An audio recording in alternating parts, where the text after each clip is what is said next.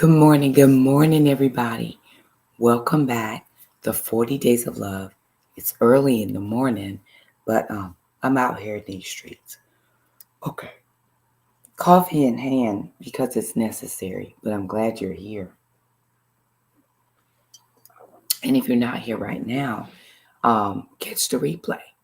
When you catch the replay, I'm glad you're catching the replay. So here's the deal. Today is day 28. It's actually the day of the dare.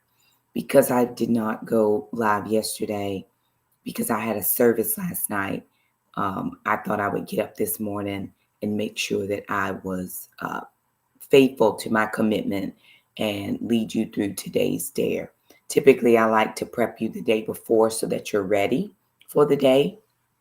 But by the time I got from the gym yesterday and got home, ate something real quick, I grabbed the shower and I had to be out of here. I didn't remember it was a 40-minute drive to the church, right? So it just took me time. And then we were in service. We didn't leave till after 10 last night. Like I got home right at almost 11. And so anyway, that's neither here nor there. I just wanted to make sure that I was giving you what was today's lesson, and you can go back and listen to it when you get up this morning. Grab it while you're getting dressed. Just play it in the background. That's all. So I wanted to jump in because I'm actually teaching in about 2.5 hours for my Titus 2 women's group. So anywho, yesterday, let's just briefly recap yesterday, which was Love Encourages. Your dare: eliminate the poison of unrealistic expectations in your home. Think of 1 or 2 areas where your spouse has told you that you're expecting too much, and tell them you're sorry for being so hard on them about it. Praise them for something positive and assure them of your unconditional love. How did that work? Did everybody get a chance to do that? Expectation is one of those things that is, it takes a lot out of people to try to live up to who you think they should be. I believe that we should, for lack of a better terms, let them live up to who God says they should be. And even that's tough because we always feel like God is holding us to such a high standard that we can never reach it, which is totally untrue. He's shown us how we can be what he's called us to be. It's just us who choose not to do it most of the time. So it's not that God is not allowing us, because he does allow us. But what it is we just think that there's all these rules. I found so much freedom living in God. There's not a lot of, you can't do this, you can't do that, you can't. I choose not to do certain ththings just because I don't want to do them. They're not appealing to me anymore. I want to make the Lord happy. I want to do what he's called me to do. And I want to mimic that in my marriage. There are certain things that I could do as a single woman that I can never do as a married woman. And that's just how it is. There are certain things that I need to do as a married person, as a mother. I need to make sure that I am holding up my end of the deal. But to put so much pressure on somebody for them to be everything that you never had, or be everything that you're never going to be, is just very unrealistic. And I don't think we should put that pressure on people. We really shouldn't. I've often said this about me. This is personal to Shakema. I want a spouse I can grow with.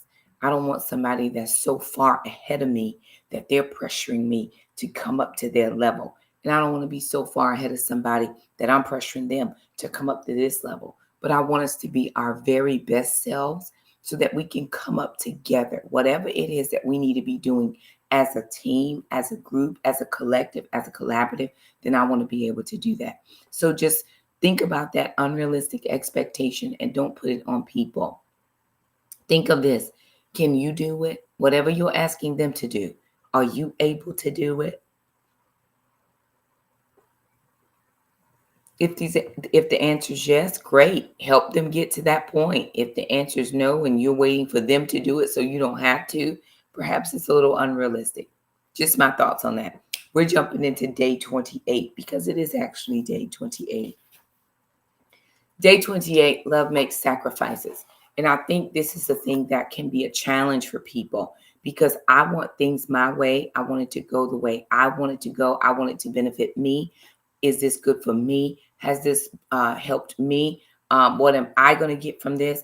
That's how we live our lives. It's all about me, mine, and my. Me, mine, and my. I. Shakema, Shakema, Shakema.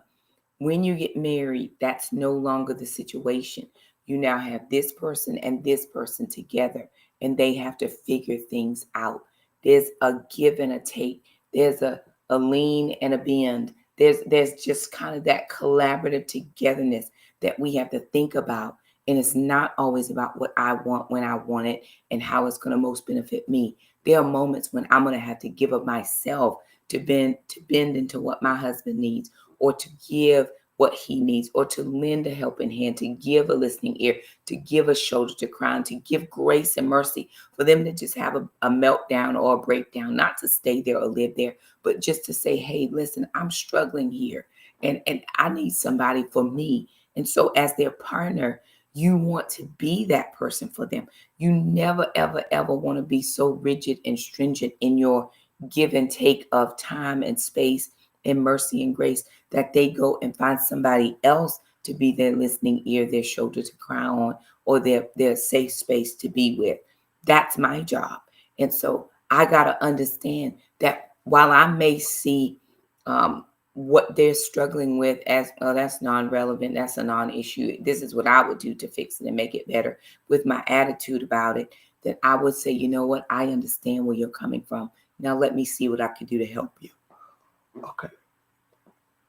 He gives us the source verses. Now, this is an allowing day, right? You got to allow people to be who they are. You have to allow them to feel what they feel and experience what they experience. We're never allowing anybody to stay there. That's not what I'm saying. But there are moments that people are just being their human natural selves. And that is what it is. But then we say to them, hey, I understand. I'm going to work with you. I'm going to help you. I'm going to be what you need me to be in this moment. So love makes sacrifices. This is an allowing day, day 28. Y'all, we are only 12 days away from being finished with this challenge. Can you believe it? Just give yourself like 3 little hand claps because you did it, y'all. You did it with me. You stuck in there with Shakema, and I'm very thankful. 1 John 3:16 says he laid his life down for us. We should also lay down our lives for our brothers. When I was reading that, the Lord brought it to my mind. He said in John 3:16, he loved us so much that he gave his son lay down his life. That by 1 John 3:16, we should now have received the example and be laying down our life for somebody else. Now, that's not a physical thing for us like it was a physical, natural thing for him, but it means sacrifice. If this doesn't make me happy, but it's helping you out, not taking advantage, not being manipulated to help you or do things. But if this isn't something I would do, but it's something that you need help with, then I'm going to lean into whatever that is to help lift your load, to make your burden easier, to make it lighter to carry, because I esteem you to the level that I want you to be well. I want you to be whole. I want you to be sound, right? A lot of people deal with things here and we're unsound in our mind. We're making decisions that don't make sense. But if they have someone to lean into, somebody that they can talk it through with, somebody that can give sound advice, we become sounder in our minds, therefore not being double-minded. And so I was grateful when the Lord showed me that. He also gave us Romans 12:15, Genesis 2:18, Galatians 6:2, and 2 Peter 1:3 and 4. So I am going to scroll on over to those verses very quickly, just so that we can know what we're talking about this morning, or to hear what the word has to say on this situation. Good morning, y'all. Thank y'all for chiming in. If you want to let me know who's here and where you're chiming in from, I'd love to hear. Thank you, Instagram. Good morning. All right, Romans. I was thinking about this as well when I got up this morning. It wasn't like I wanted to get up. I typically sleep until 7, prep for my meeting, and then I'm meeting by 9. But I thought, hey, you know what, Shakema, you made a commitment to this space. You made a commitment to this book. Nobody would have held me accountable. Well, maybe some of y'all would have, but most people would not have held me accountable for being at church last night, having a long service, not getting home till 11. I'm not really my best self at 11 and midnight. I can work that late, but it's not my best. I'm better in the morning. Or if I had just showed an older video from last year and not done this at all, but I committed to this. I made a choice to say, hey, I'm going to be here for the next 40 days.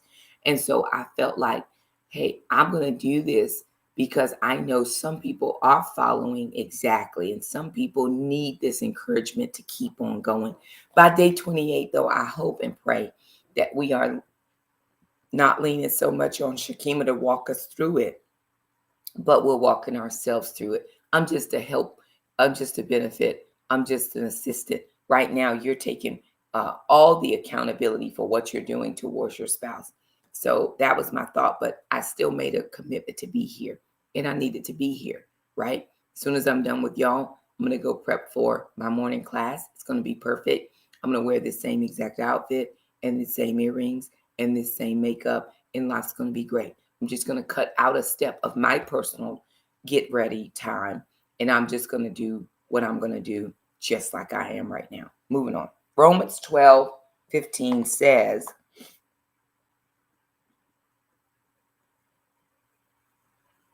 celebrate with those who celebrate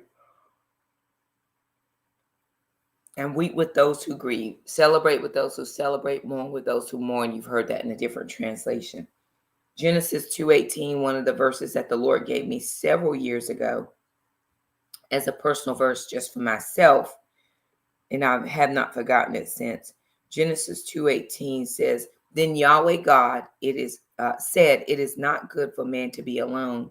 Therefore, I will fashion a suitable partner to be his help and his strength. This is when God was thinking, you know what, Adam doesn't need to be by himself. Let me give somebody to help him, right? Did he really need help? Probably not. But everybody else had companionship of a like kind. Adam did not. God saw that need and he gave a companion of a like kind. God gave you a companion, or he calls you to be the companion of someone that is like you.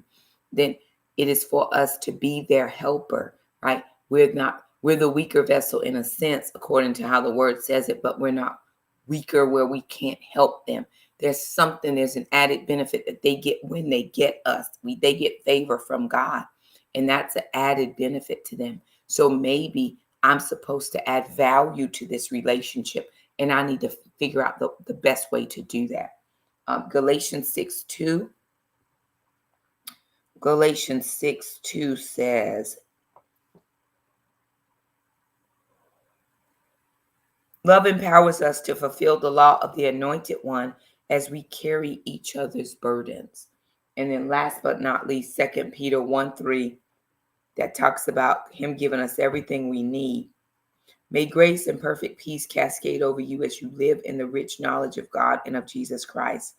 Everything we could ever need for the life of godliness has already been deposited in us by his divine power. For all this was lavished upon us through the rich experience of knowing him who has called us by name, and invited us to come to him through a glorious manifestation of his godliness. So everything that we need to live this life that God has given us to live has already been deposited within us. It's just up to us to live it. That even means everything he's given us, everything we need to live to help our spouses out. He talks about in this chapter that life can be hard. And I believe that life does throw you left curves and right punches and all these things. It gives you moments where you're unsure, like you're questioning all your life's choices and decisions. He says when life is difficult for us, we notice, but rarely or very less often do we notice that life is difficult for our partner. We don't notice that they're going through till they start complaining. They have a bad attitude. They acting like they ain't got no good sense. Like, what is going on here? It is that we have not been attentive or given an attentive ear or eye to see who they are and what they're going through. I can acknowledge that there are moments when I'm solely thinking about me. But as a parent, I don't have a spouse, so I'm not in that mode. But as a parent, I always notice when Let me not seem perfect. When I oftentimes notice when something is wrong with my children, their shoulders aren't as lifted as they once were. They're a little slumped over. Their attitudes are a little bit poor. They're slowly moving around the house. They're not doing all the things that they used to do. This is when you need to kick in and say, hey, something's wrong here. Let me perk up a little bit and figure out if they're under too much stress. Is it too much pressure at work? Are the bills piling up? Have we overspent our budget this month? Have I not been attentive to their needs intimately? Have I just done the cursory um, wham bam, thank you, ma'am? Do they need a little bit more from me in this area than what I've given lately? This is when you get out all your smell goods and your fresh smelling bath salts and you soak them in it so that they can soak later. You know what I'm saying? What am I missing? What did I not hear him say? What did she communicate that I now need to lean into to see if I can lighten this load and lift this burden for her? That's the part about marriage that for me is so good, because they may never be able to find relief anywhere. May they never be. That's my prayer. God, may my husband never be able to find relief at anywhere else except here. Me and you, God, between the both of us, may we be the ones that bring the relief that he needs. He says too often, the only way we notice that life is hard for them is when they start complaining. Then instead of genuinely caring or rushing in to help, we might think they just have a bad attitude. The pain and the pressure they're under don't register with us nearly the same as our pain and pressure. And I wonder why that is. When we got married, the Bible says, and the two have become one. We should be so well in tune with each other that I feel your pain when you feel the pain, that I feel the pressure immediately when you feel the pressure. Now, understand, that doesn't mean I'm staying under the pressure with you. I don't, for one, like pain. I don't, for one, enjoy pressure. What I'm going to do is I'm going to see, how can I alleviate this pain and pressure for you? What can I do that helps lift your burden, lighten your load? Because that's what God would do. We take everything to the Lord in prayer. If Philippians 6, 8 tells us, 7 and 8 tells us, 4, 6, 7, and 8. Don't worry, but pray with thanksgiving. Make your request known to the Lord. Then think about all the things that are good, all the things that are beautiful and lovely. Okay, very good. So I know that there's something wrong. I'm going to pray, God, is there a way that I can help my spouse? Is there a way that I could lighten his load? Is there a way that I can make things better? Case in point, this is just came to my mind because it's something that I've dealt with over the past. My husband has an ex. They have children together that are not my children. In the past, his ex and I have not gotten along, which has caused so much stress on him because he's trying to make me happy as my husband, but trying to do his due diligence for his child. Is there any way I can lighten that load? I know he loves me, but I also know that he loves his child. So what do? I don't give him stress and grief when he has to go to his child and pick them up. Oh, you just going over there to see your baby mom. Well, no, that's not why he's going. He's still an active parent. Very good. So I make it easier for him to have those interactions. It's hard dealing with your ex and going back through all those emotions. And even if you're emotionally detached, leaving your child every time to go home to a place where they are not, that takes a toll on people. So when you come back from all of that, instead of me giving you grief over why you were there and what you did and what y'all said and how long, and you was 30 minutes late getting home, you must have had old time remembrances. No, I just make it easier for you to come home. I can empathize with the pain you feel of having to leave your child. Instead of always this nitpick stuff, when work is hard and they've got deadlines and pressures and different things going on. I know we're a 50-50 household. I make the meals, you wash the dishes, but you got extra work to do. Very good. Go ahead, babe, get your project working. I got this kitchen. I'm taking care of all of it. Don't worry about it. Or I'm going to do takeout this week just so that It's easier for both of us. Nobody has to clean the kitchen. We just put a few little things up. We're using paper plates this week instead of real dishes. I know that in this household we are real dishes people, but it's just a little bit more cleanup than what I would like. So what I'm going to do is I'm going to make this easier for us. I have a friend. She has a business and her husband works a job outside the home, and they have a child, and she's just really her business is growing, and although she's at home, but she has an at-home business and it's growing, she got other little responsibilities and stuff that she does. And it's become a challenge for her to do all of the things in the household that she normally would do. This is when I have said to people, you know what? I would much rather my husband, if I had one, give me a Molly maid once a month than take me out on a out the house date. This is when these are the areas that I need help. I can't keep the house as clean as I used to because my business is growing and there are things that I need to do. And I'm stressed out about the fact that the bathrooms haven't been cleaned this week, or the laundry is piling up, or at least I haven't done a deep clean of the baseboards and the floors need mopping, or whatever the case is. So this is when a husband steps in and he says, you know what? Let me have somebody come in and help my wife. Talk to her about it first. Ensure her. I'm not saying this is because you lack the ability to do it. I'm saying this because I see that you're under this pressure. And as your business is growing, I need you to focus on that because that's bringing in the income. What I need to do now is I need to give you some relief or some pressure once a week, once every other week, once a month, or whatever, to do all of the things that I know you want to do. But at this season of our lives, we're unable to do it. And so that just makes sense. I want to lighten your load, lift your burden, instead of hearing you talk about the fact that you don't have time to do it and then watch it pile up because you're not doing it. So let me figure out where it is that I can lift this load and this burden, because that's my job. In Genesis 2, it wasn't that Adam wasn't doing the work that God gave him. He was.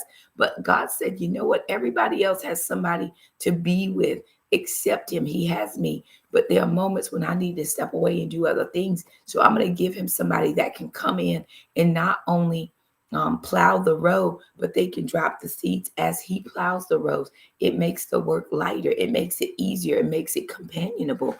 All of us, when we're doing hard tasks, generally have somebody in the background there helping us, makes it easier. I've heard many people say, Shakema, I was washing clothes or doing whatever, and you were right there with me in the background. I wasn't physically there, but they were listening to a video and they were cleaning as I was cleaning. It just makes the work go easier. It says love doesn't have to be jarred awake by your mate's obvious signs of distress.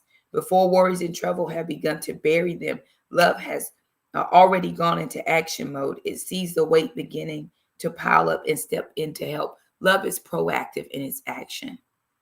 It sees, it hears, it listens. It's waiting to jump in and be the rescue. It's it's leaning in, it's hearing what's unsaid, it's reading between the lines, it's thinking ahead of time. I'm going to go ahead and gift my wife this. And when I'm saying gift, I don't mean buy something, but sometimes just the gift of listening is enough. Love makes sacrifices. It keeps so in tune with what your spouse needs that you often respond without being asked. You see the laundry piling up. Then what do? When they step out the house, you just fold the laundry real quick. It sees your wife doing all the things for the children. And when the children go down for a nap, and these are the moments when she would actually do the floor, you say, hey, babe, I see you just look extremely exhausted. Go lay down. I got the floors. Don't worry about it. I'm going to get that real quick. Love turns off the TV and turns on action to see what they can do to help their spouse. Love shows compassion rather than becoming defensive. Love can look beyond a complaint and see a hurting person with an unmet need crying out for help. In Matthew, this was good. I like this verse. He says, Matthew 25, 35, and 36. When I was hungry, and for I was hungry and you gave me something to eat. I was thirsty and you gave me something to drink. I was a stranger and you invited me in, naked and you clothed me. I was sick and you visited me. I was in prison and you came to me. These are the types of needs you should be looking for in your wife or your husband. Are they hungry, needing your body? Now, listen, let me just tell you this. Intimacy is a real thing. Whereas most women, we can say, hey, we don't need it like that. A lot of men, they need it. They need the physical nearness of their wives. And when they don't get that, a lot of times they seek it other places. Well, 3 times a week is enough for me. They may be a 5-time-a-week person. So you got to sacrifice. I don't feel like it right now. Can I just help you out? And I don't mean this, I don't mean any shade to the husband. So don't hear what I'm not saying.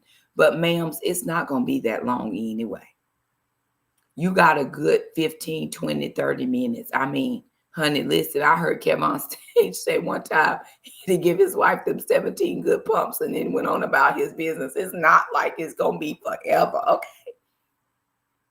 So don't think that ain't nobody out here marathoning it. We ain't nobody for hours and hours. That does not exist in the real world of life. But there are moments when that is what they need. And that's when you don't feel like it. That's when your prayer life kicks in. Lord, my physical intimacy meter is low right now. Maybe I'm going through perimenopause or menopause or whatever the case is. God, my body is not responding how it used to. Would you please help me to be able to meet my husband's needs physically or my wife's needs physically? As I've aged, I don't have a spouse, but I can tell that there would have been ebbs and flows in how I felt in the intimacy realm. I would say at 48 years old, I am very excited about robustness. I would love a robust love life. I would, but I've been, it's been 15 years, so I'm not making up for lost time. But I think that's just where my body is. So think about that for your spouse. Is she thirsty, needing your time and attention that you give everybody else? Everybody else has time. They get your crumbs and your leftovers and your scraps. No, my wife or my husband gets my first. Your wife gets your first. I'm giving you the best of what I have, and I'll fit everybody else in. My wife or my husband doesn't fit into my calendar schedule when I have a moment. I always have a moment. Remember what I told you about my pastor and his wife? Their agreement is, if you call me, I'm picking up my phone. I don't care who I'm with. I don't care where I'm at. Now, if I call, it may go to voicemail. I already know, just send a text and it's fine, because they may not answer when I call. They got other things going. But when their spouse calls, we're answering. Even to the point where my pastor has had to call somebody else's phone. He's called somebody else's phone. Finally, he called my phone. Where is Diane? Diane, I'm calling her and she's not answering. Oh, she didn't have her phone. She put it down for a minute. I got it. I'll tell her. And we all know that.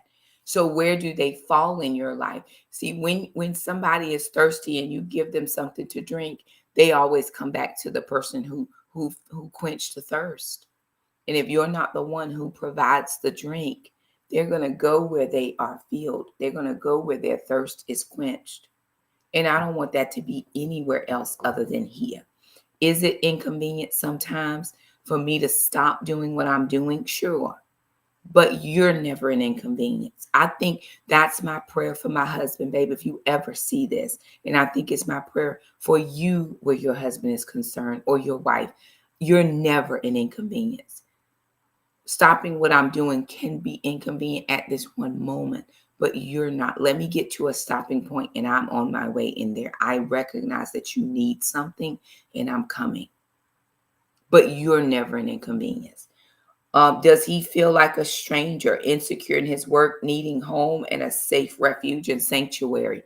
When they come into your space, is it safe there? Do they feel like, oh my God, I know in this space I am well taken care of? The world is giving me what for right now, but I can walk into my house at 4307 Ocean Boulevard or wherever you live. I can walk into that space and I know that the world ceases to exist. This is my happy home. This is my happy. Is she naked, frightened, ashamed, desperate, for a warm covering of your love and affirmation? Have you said to her, have you just come up behind her and wrapped her in your arms to let her know you are safe here? No matter what it is you're facing, no matter where you feel inadequate or deficient, you're safe here. I got you and I got us. Can I depend? Can I depend on you, babe, to tell me, Shakema, you've worked a long time. You've been out here being superwoman and all this, but I got this. This is where I saw a little reel where this is where little miss, I got it and I can do everything on my own meets Mr. Sit Your Tail Down. I got this. Listen, I'm waiting to meet that man. And I've yet to meet him. And most men would say, well, you don't need a man. No, babe, you haven't made me feel like I could need you. And it's absolutely right. I'm not going to respond to every man the way I'm going to respond to my husband. And I think that's a pressure that some people put on everybody. Well, she's just a strong, independent Black woman. Feminine recognize masculine energy every time. And when you bring that masculine, feminine automatically kicks in. But if you don't bring the masculine, then I'm not going to be feminine with you. Or I'm not going to recognize that and immediately fall into submission with that. Does that make sense? Because I think sometimes independent women get a bad rep. Like we don't want somebody to come and take care of us. We do. But everybody is not that person. I'm not going to be vulnerable with every stranger. I'm going to be cordial. Don't get me wrong. I'm going to be cordial with every person. But I'm not going to be vulnerable with somebody that's not my person. That's dangerous for me. Because then you get called, well, she just thirsty. She just want every man she see. No, I don't. I don't want nobody else's man. 100% do not want nobody else's man. I don't share well. I am not a sharer. We ain't polyamorous or polygamous over here. I don't want none of that. Keep it. I just want what God has for me. But we don't, you know what I'm saying? That's all we want. We just want somebody, and we can lean into that when we have that. But if we don't have it, it's very hard. And when your woman is being so hard or she's not bending into you, it's because she doesn't feel like she can. That's the truth. Okay. Is she feeling sick, physically tired, and needing you to help guard? Is he feeling physically tired, and needing you to help guard him from interruptions? There are moments when you have to say, I got your phone right now. We're not answering any more calls. You're going to go lay down. You're going to take a nap. You're going to get some rest. We're putting our phones on Do Not Disturb. I had the one and only dating experience I ever had was with a gentleman. He was a military guy and very disciplined in certain areas of his life. And because I have an international women's ministry, and I got to get off here because I got to prep for my other class. I have an international women's ministry. And that means it could be, it's 7 o'clock at my house. It could be midnight at somebody else's house. Or at midnight, my house, it can be 7 o'clock at somebody else's house. And they're texting me. And I would have all these notifications come through on my phone all hours of the night. And because I value people's time, I would wake up and I would turn over and respond to their message. It was totally disrupting my sleep pattern and I was not getting enough sleep. And he said to me, no, ma'am, put your phone on Do Not Disturb at whatever time is your time. And that's it. No calls after this time. And it wasn't like, because I'm a strong, independent Black woman, it wasn't like he was telling me what to do. What I felt like is he was keeping me safe. He was caring for my sleep, because if I don't get enough sleep, then the next morning I'm grumpy, I'm griping, I'm complaining, I'm not good to be around. He's like, no, you need sleep. You're not sleeping. And we haven't dated in a long time. It's been, 4 years now. But I remember feeling safe in that moment because he knew that I was tired and he knew that I needed somebody to step in. I couldn't figure it out for myself. And so he stepped in. He showed me, Shakema, put your phone on Do Not Disturb. Stop this. I get it. You want to be available, but you are not a 24-hour everything for everybody. People just have to notice I have office hours, and I've since had to do that even with the ministry. I want you to know that I am here for your moment, But listen, I have office hours. I answer your email when I get, oh, I'm glad I said that because I got an email to send. I'll answer your email, but I can't do it right now at this moment. I'm going to get to it, but not right now. Does she feel imprisoned, fearful, and depressed, needing some safety and intervention? Again, that's where you come in. Love is willing to make sacrifices to see that the needs of your spouse are given the very best effort and focus. When your mate is overwhelmed and under the gun, love calls you to set aside what seems so essential in your life to help rescue them, even if it's merely the gift of a listening ear. You always need to have these words. Hello, everybody. You always need to have these words on your lips. How are you doing? And how can I help you? Here's what he said that I thought was so good, and I'm done. The situation may be easy to fix, solve. It may be simple. It may not cost you anything, but it could also be an expensive fix. It could cost you time, effort, energy, money. It could cost you all of that. But in the end, it can be worth it for your spouse. Now, I'm not saying spend all your money on random haphazard things. That's not what I'm telling you. But what I am saying is lean in, hear what they're saying, and invest in those moments. It makes sacrifices. In the movie, if you have never seen the movie, this is probably a spoiler. It's an old movie, but you want to watch it anyway. Caleb had been saving up for a very big thing he wanted for himself.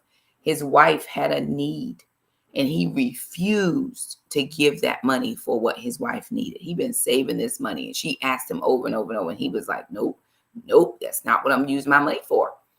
And she eventually stopped asking. The need didn't go away. And as he began to do the stare towards his wife, he looked at that money that he had been setting aside, and it wasn't a little bit of money either. And he ended up meeting the need that she had. And when she found out about it, it was like, oh my goodness, who did I marry? Where has this man been my whole marriage? Wow, thank you. It lifted a burden and a load that she had been carrying that only he could lift. And I'm thankful that I get that opportunity in my husband's life, that you get that opportunity in your wife's life to lift that burden. Is it going to cost me thousands of dollars? Maybe not, but maybe. That's why I work. That's why I save. That's why I don't have debt, so that I can come and help my spouse when I need it. I don't have my money and your money. It's our money. We do with it what is best and we deem necessary for this family. All right. Here's your dare for today. This is for today. What is one of the greatest needs in your spouse's life right now?